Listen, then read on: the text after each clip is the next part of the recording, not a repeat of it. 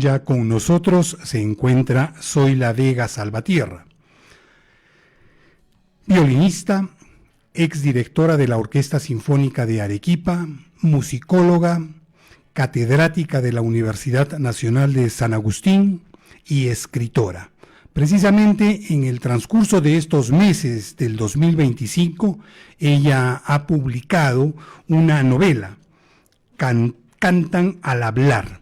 Una novela que el día de hoy no vamos a comentarla, sino estaremos en una próxima oportunidad comprometiendo a Zoila para poder hablar sobre esta novela, Cantan al hablar, editada por Seix Barral.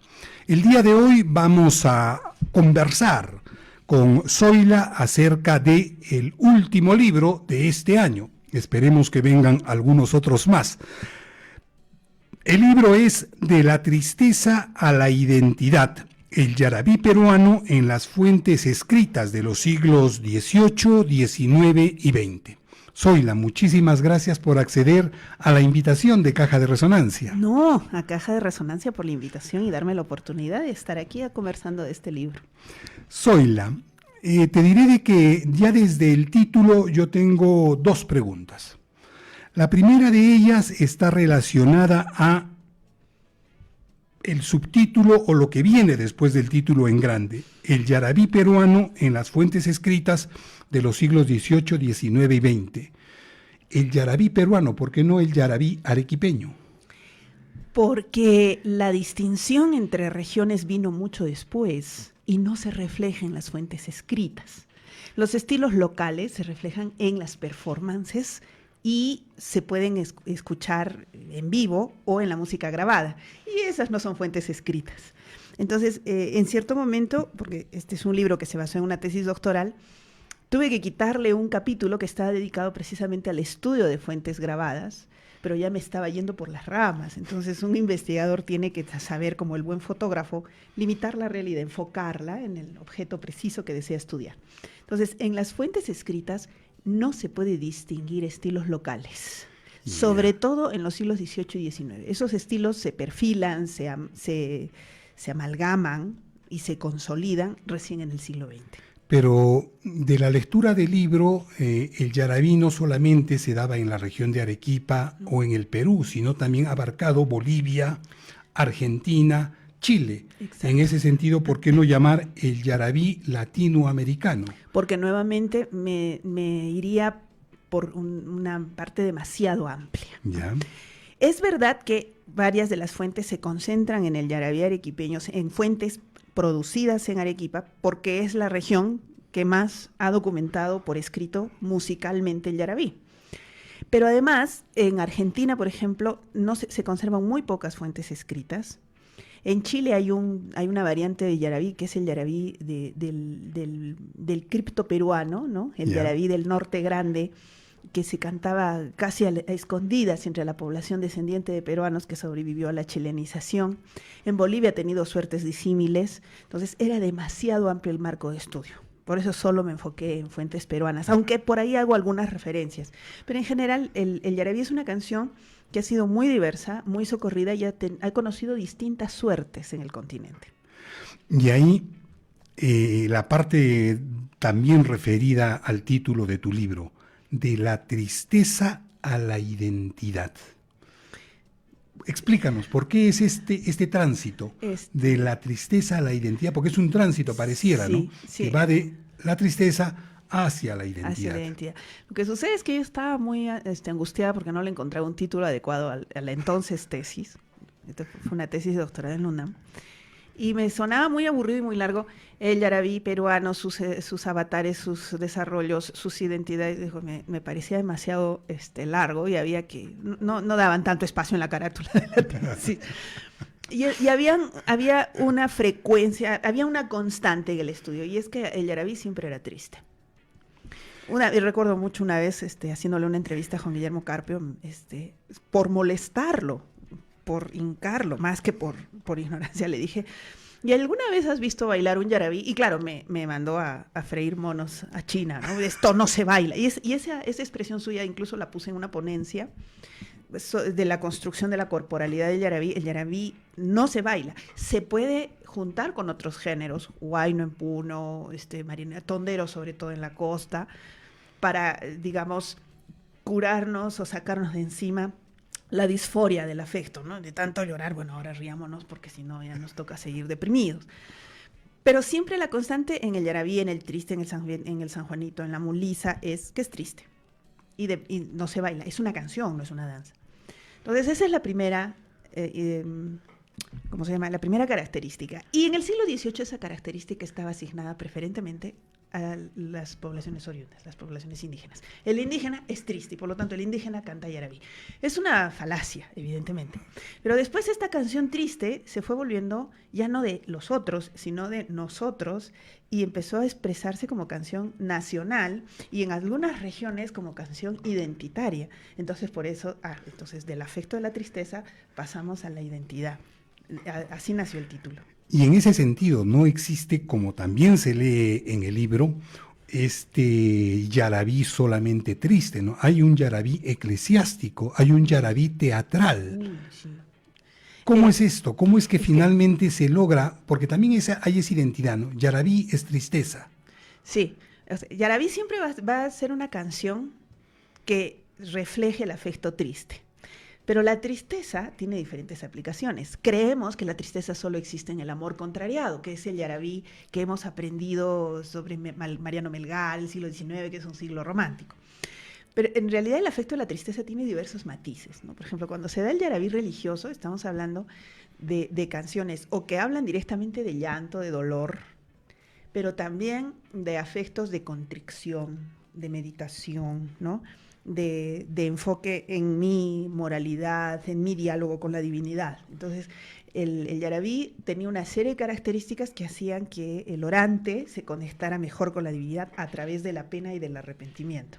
En cambio, había canciones de exaltación, de dolor, de aleluya, que tienen afectos muy diferentes. Por ahí incluso he pescado algunas cachuas que reflejan otra forma de relación, con la divinidad, ¿no? Pero en el yarabí escénico es muy divertido porque en el siglo XVIII representaba la indianidad. Incluso se hacían algunas tonadillas, por ejemplo, Hernán Cortés en Tlaxcala, ¿no? Es una tonadilla mexicana, y se cantarán gustosos yarabíes por los tlaxcaltecas. ¿Qué tenían que cantar yarabíes los tlaxcaltecas? Pues que el yarabí estaba asociado a la identidad indígena. Pero en el siglo XIX no, los yarabíes ya son aires nacionales que se cantan en las óperas y en las zarzuelas peruanas para representar la música nacional. Y en los teatros de Lima, a los que asistía la aristocracia. Y es que el yarabí se cantó en Lima hasta bien entrado el siglo XX. No es una canción eminentemente andina o que solo es de las ciudades de provincia. No, el yarabí se cantaba con mucha frecuencia en Lima. Y el origen del yarabí, mucho se le asocia al jarawi. ¿Es así o no es así? No, yo no toco el origen porque para nosotros los musicólogos hablar del origen es como hablar de unicornios rosas y nubes de arcoíris. El problema es que siempre van a haber hipótesis y siempre hay maneras o de refutarlas o de contradecirlas porque siempre están apareciendo nuevas fuentes. Es verdad que Porras Barnechea, Jesús Lara en Bolivia, o sea, hay muchos escritores que dicen que sí, que el Jara Yarawi es el origen del yarabí actual, pero no hay pruebas documentales, es una hipótesis y como tal se queda.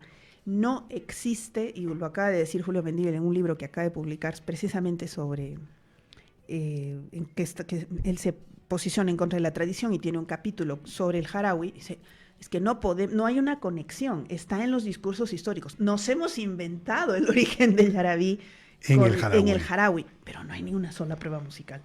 Y para nuestros oyentes, ¿cuáles serían las diferencias o lo que diferenciaría al jarawi del yarabí? Pero es que hay que tener en cuenta dos cosas. Estamos hablando de dos jarawis. El jarawi histórico, que es el que aparece en las crónicas, y el jarawi que se canta, digamos, actualmente en los Andes, que son usos muy diferentes. Son dos épocas muy distintas.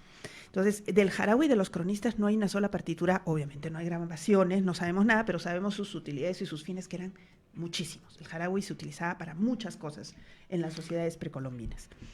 El jarawi actual también tiene una diversidad enorme.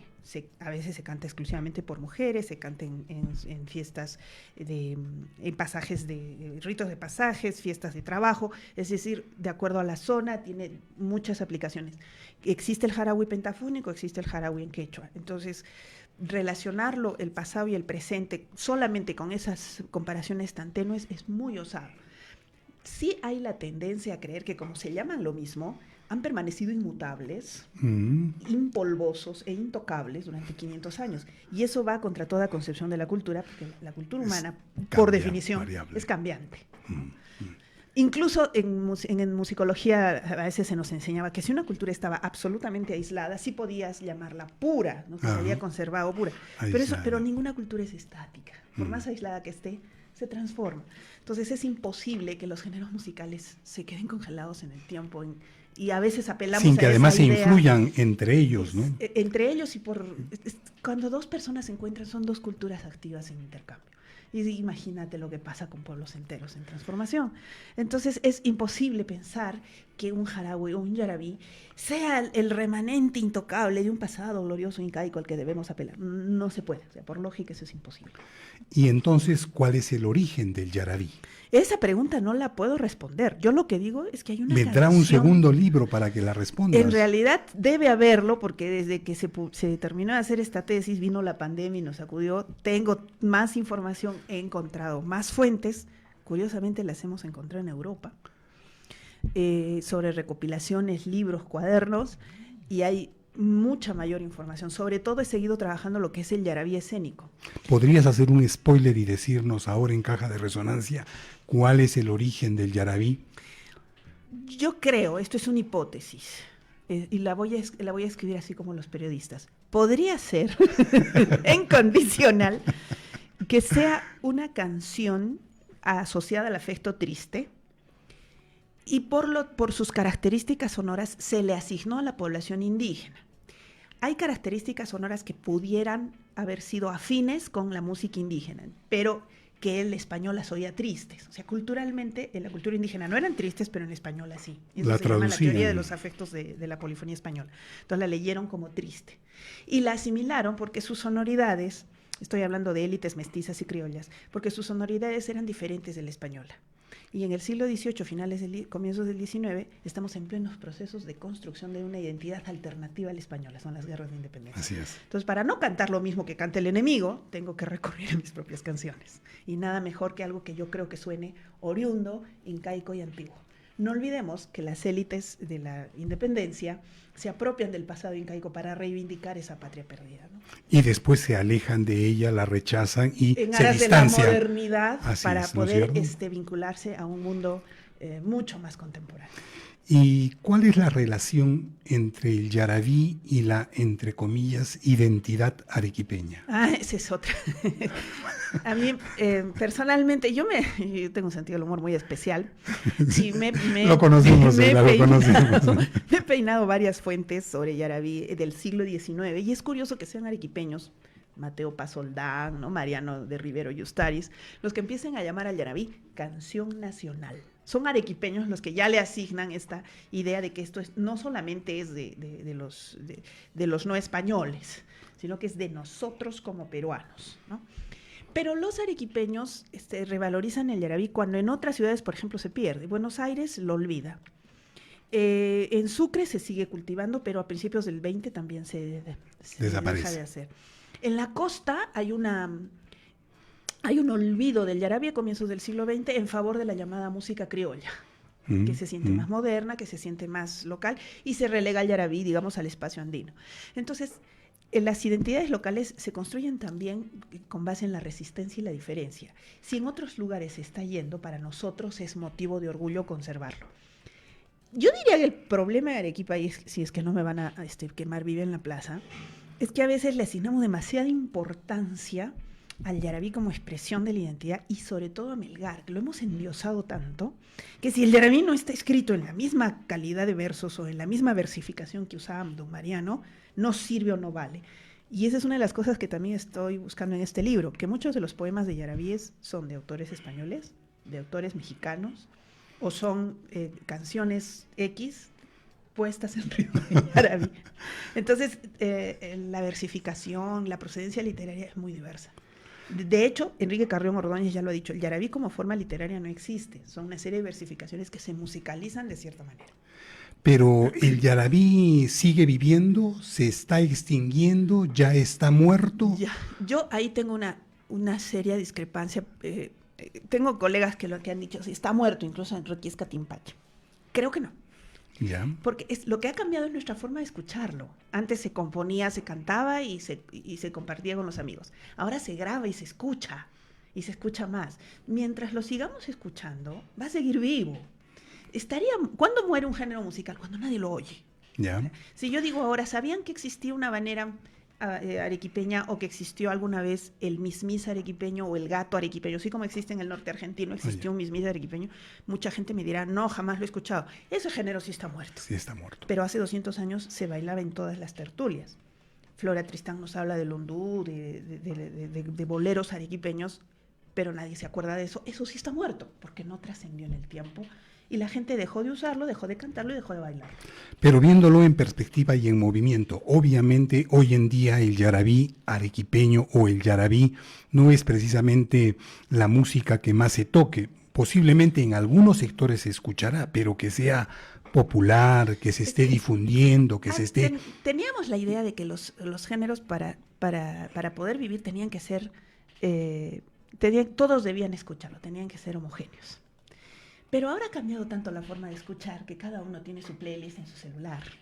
Y todas esas formas de audiencia son válidas. Basta que exista una comunidad pequeña y que en esa comunidad se conserve, se siga escuchando, tocando.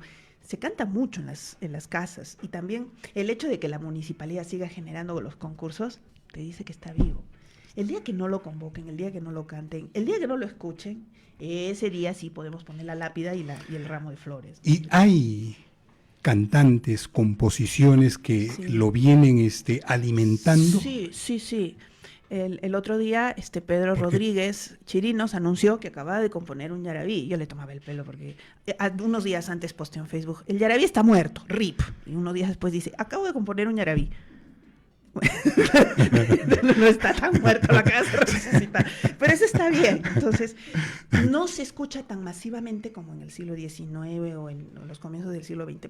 Es verdad, todo tiene su proceso, pero, por ejemplo, la tecnología ha intervenido. Si el yarabí debió olvidarse a finales del siglo XIX, la grabación lo ha preservado. Entonces lo consumimos de una manera distinta de como lo consumían nuestros abuelos. Y eso es lo que a veces no se entiende. Como no se hace como hace 100 años, entonces ya no es. No. Cambia la forma como pensamos, pero lo seguimos pensando. Entonces está ahí. Está ahí. Zoila, pero ¿y qué otras influencias ha recibido el yarabí en los últimos 60, 70, 80 años, ¿no? Conforme también se han ido introduciendo, se han ido popularizando otro tipo de géneros musicales, de ritmos musicales?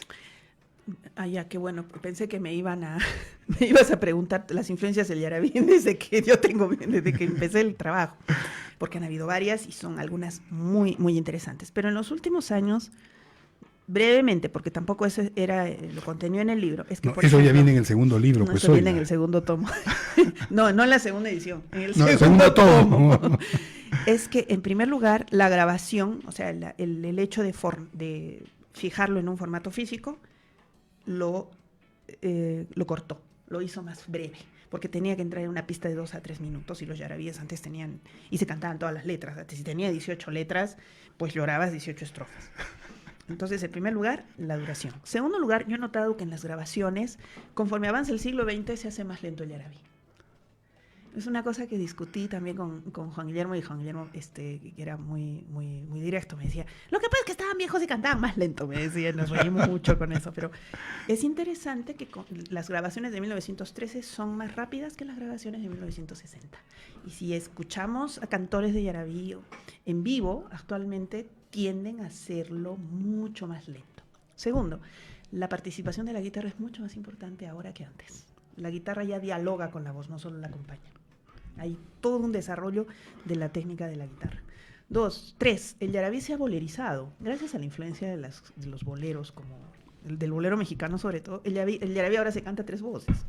Mírate. Eso es interesantísimo, porque antes solo se cantaba dos. Dos. Dos voces paralelas como rieles de tren, Ya. pero ahora se canta tres, ¿no? Y finalmente, la aparición del yarabí instrumental, que a principios del siglo XX figuraba como yarabí tocado en quena, que también se hace en Bolivia, y que ahora ha entrado el charango como instrumento solista a tocar yarabíes sin letra, que antes eso era imposible, ¿no? O sea, el yarabí tenía que tener texto, pero ahora existe un yarabí instrumental. Esas son algunas de las modificaciones que te puedo decir que ha sufrido el yarabí del siglo No nos digas más porque vamos a esperar el tomo 2 acerca de el yarabí peruano. Zoila, muchísimas gracias. No, Hemos ustedes. disfrutado de conversar contigo, de haber conversado contigo y esperamos tenerte para conversar sobre Cantan al hablar, tu última novela. ¿Qué otros proyectos vienen? ¿Tienes en ciernes para este año?